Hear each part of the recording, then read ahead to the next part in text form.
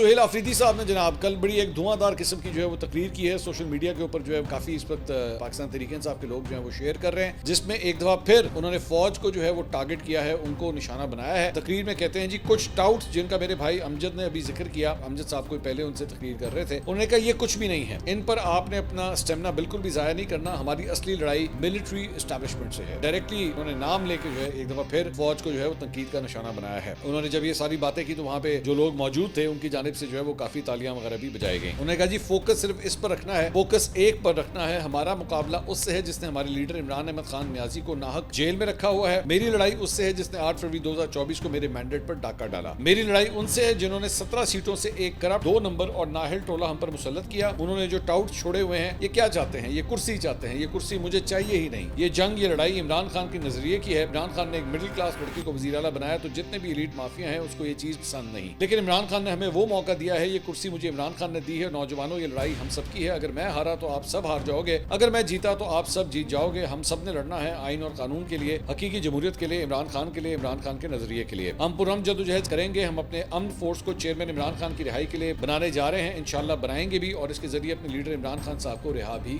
करवाएंगे। तो ये जनाब सुहेल आफरीदी साहब जो है एक दफा फिर गरजे और बरसे हैं और एक दफा फिर से एस्टैब्लिशमेंट के ऊपर, मिलिट्री एस्टैब्लिशमेंट के ऊपर जो है उन्होंने तनकीद की है।